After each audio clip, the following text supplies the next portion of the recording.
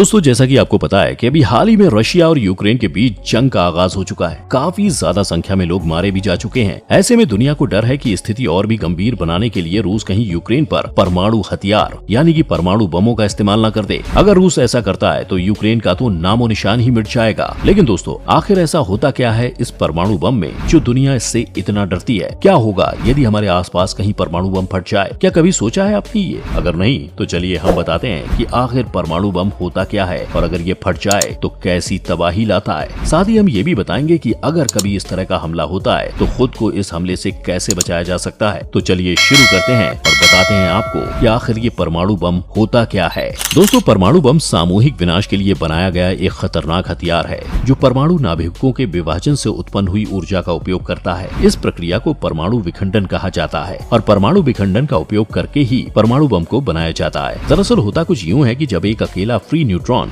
Radio active material जैसे कि uranium या प्लूटोनियम के एक परमाणु के नाभिक से टकराता है तो ये 2 या 3 न्यूट्रॉन्स को मुक्त कराता है और जब ये न्यूट्रॉन्स नाभिक से अलग होते हैं तब एक ऊर्जा उत्पन्न होती है और ये नए उत्पन्न हुए न्यूट्रॉन्स दूसरे यूरेनियम या प्लूटोनियम के नाभिकों से टकराते हैं और उसी तरीके से उनका विभाजन करते हैं जिससे और अधिक एनर्जी और न्यूट्रॉन्स पैदा होते हैं। उत्पन्न हुई ये एनर्जी काफी ज्यादा खतरनाक होती है। दोस्तों आपको बता दें कि द्वितीय विश्व युद्ध के अंत में जापान के हिरोशिमा और नागासाकी में परमाणु बम विस्फोट किए गए थे जिसमें भारी तबाही हुई थी। दोस्तों अब बात करते हैं कि आखिर ये परमाणु बम फटता कैसे है। दरअसल प्रत्येक परमाणु या एटम के केंद्र में एक नाभिक होता है। उस नाभिक को तोड़कर अलग करने पर या 2 नाभिकों को एक साथ जोड़ने के दौरान बड़ी मात्रा में ऊर्जा उत्पन्न होती है और परमाणु हथियार इसी ऊर्जा का इस्तेमाल विस्फोट करने के लिए करते हैं। आधुनिक परमाणु हथियार केमिकल विस्फोटों का संयोजन, परमाणु विखंडन और परमाणु संलयन के द्वारा काम करते हैं। विस्फोटक परमाणु सामग्री को कंप्रेस करते हैं जिससे विखंडन होता है जो एक्सरे के रूप में विशाल मात्रा में ऊर्जा उत्पन्न करता है। इससे पैदा हुए उच्च ताप और दाब का उपयोग परमाणु संलयन में किया जा सकता है। अब सवाल आता है कि परमाणु बम का आविष्कार कब और किसने किया।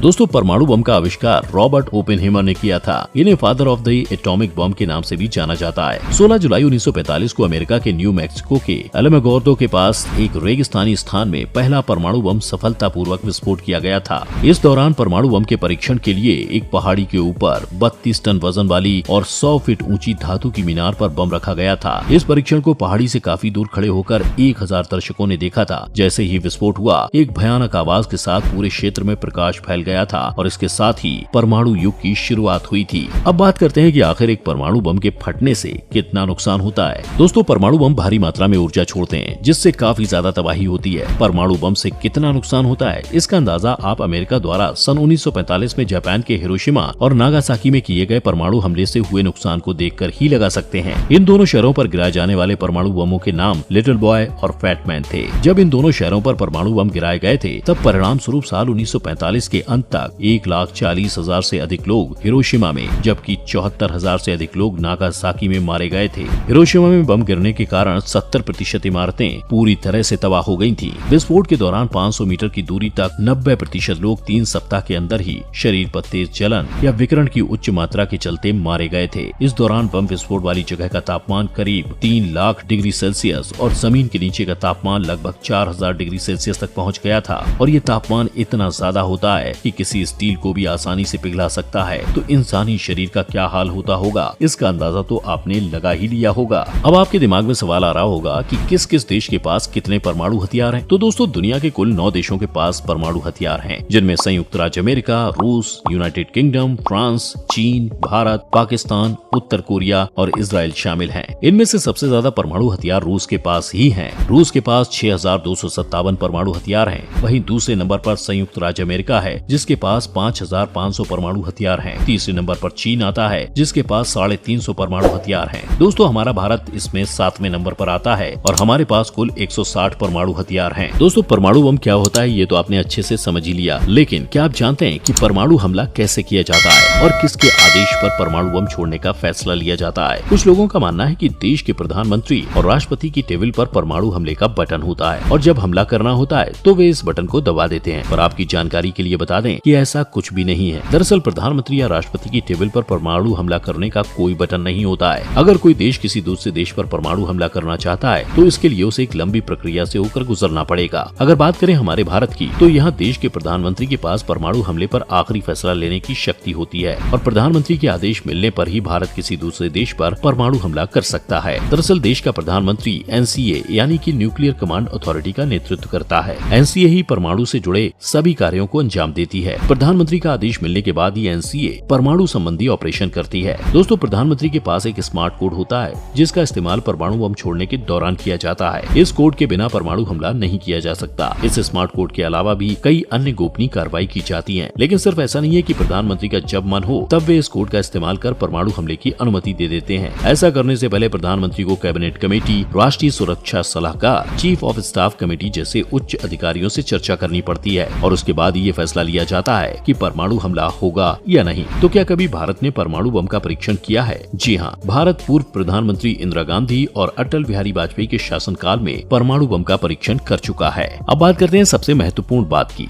परमाणु हमला होने के बाद उससे खुद को कैसे बचाए रखना है। दोस्तों, जब जापान के हिरोशिमा पर परमाणु हमला किया गया था तब वहां मौजूद पुलिस वालों ने अपनी जान कुछ खास तरीके से छिपकर बचाई थी। इस प्रक्रिया को डक एंड कवर के नाम से जाना जाता है, जिसमें जमीन पर लेटते हुए अपने शरीर के हिस्सों को छुपाया जाता है ताकि परमाणु बम फटने के बाद उसके रेडिएशन से खुद को बचाया जा सके। वैसे आपको बता दें कि डक एंड कवर एक शॉर्ट फिल्म भी है जिसे साल 1951 में अमेरिका द्वारा बनाया गया था। इस चाइल्ड फ्रेंडली फिल्म को बच्चों के लिए बनाया गया था ताकि उन्हें ये सिखाया जा सके कि परमाणु हमला होने की स्थिति में कैसे खुद को बचाया जा सकता है। इस शॉर्ट फिल्म में एक कछुए को एनिमेटेड हीरो के रूप में दिखाया गया है जो कि विस्फोट होने के दौरान जमीन पर गिर जाता है और फिर पीछे हटते हुए खुद को अपने खोल में छिपा लेता है। इस फिल्म से बच्चों को ये समझाने का प्रयास किया गया है कि हमला होने की स्थिति में इस कछुए की तरह जमीन पर लेट जाना है और फिर रेंगते हुए अपने लिए कोई ऐसी जगह ढूंढनी है जहां आप रेडिएशन से खुद को कुछ हद तक बचाए रख सके। इस फिल्म को उत्तरी अमेरिका के स्कूलों में बच्चों को दिखाया गया था। उन्हें सिखाया गया था कि अचानक हमला होने की स्थिति में उन्हें अपनी डेस्क के नीचे चले जाना है और अपने सिर व गर्दन के पीछे वाले हिस्से को कवर कर लेना है ताकि अगर कभी परमाणु हमला होता भी है तो वे कुछ हद तक खुद को इससे बचाए रख सकें। दोस्तों, साल 1945 में हिरोशिमा और नागासाकी में हुए परमाणु हमले के बाद जीवित बचे लोगों पर रेडिएशन के प्रभाव का अध्ययन करने के लिए जब अमेरिकी डॉक्टर की एक टीम को हिरोशिमा भेजा गया तो वहाँ पहुंची टीम ने एक सवाल लगातार सभी से पूछा कि जब हमला हुआ तब वे लोग कहाँ थे। इस दौरान शोधकर्ताओं ने पाया कि जिन लोगों ने अपने आप को छिपा लिया था उन पर रेडिएशन का प्रभाव कम था और वे लोग दूसरों की तुलना में अधिक स्वस्थ भी थे। इसके अलावा जो लोग अपने आप को किसी सुरक्षित जगह पर नहीं ले जा पाए उनमें से कुछ लोग तो जिंदा थे लेकिन उनका शरीर बुरी तरह से झुलस गया था। साथ ही उनकी हेल्थ भी दूसरे लोगों की तुलना में ज्यादा खराब थी। यानी कि जो लोग अपने आप को परमाणु हमले के दौरान छुपा पाने में नाकाम रहे थे उनके शरीर पर रेडिएशन का सबसे ज्यादा प्रभाव पड़ा था। यही नहीं, जिन लोगों ने इस बम के विस्फोट को करीब से देखा था उनकी आंखों की रोशनी भी जा चुकी थी। साथ ही उनके शरीर के कुछ हिस्सों ने भी काम करना बंद कर दिया था। दोस्तों, भगवान न करे कि आपके साथ ऐसी स्थिति कभी बने, लेकिन फिर भी अगर कभी ऐसी परिस्थितियां बनती हैं तो अपने आप को परमाणु हमले से बचाए रखने के लिए आपको सबसे पहले जमीन पर लेट जाना है और फिर रेंगते हुए जिस तरफ हमला हुआ है उसकी विपरीत दिशा में बढ़ना है। इसके बाद आपको अपने लिए कोई ऐसी सुरक्षित जगह चुननी है जहां रेडिएशन का असर कम से कम हो सके। साथ ही आपको अपने शरीर के हिस्सों को भी अच्छे से कवर कर लेना है। इसमें भी आपको सबसे ज्यादा ख्याल अपनी आंखों का रखना है, क्योंकि अगर गलती से भी आंखों में रेडिएशन जाती है तो व्यक्ति की आंखों की रोशनी भी जा सकती है। इसलिए जितना संभव हो अपने शरीर को आंखों समेत पूरा कवर करने की कोशिश करें ताकि परमाणु बम के रेडिएशन से आप अपने आप को बचाए रखने में कामयाब हो सकें। बाकी हम तो यही दुआ करेंगे कि ऐसी स्थिति कभी किसी के साथ ना बने। बाकी आज के लिए बस इतना ही। ऐसे ही अमेजिंग वीडियोस के लिए बने रहिए इनसाइट रहस्य के साथ।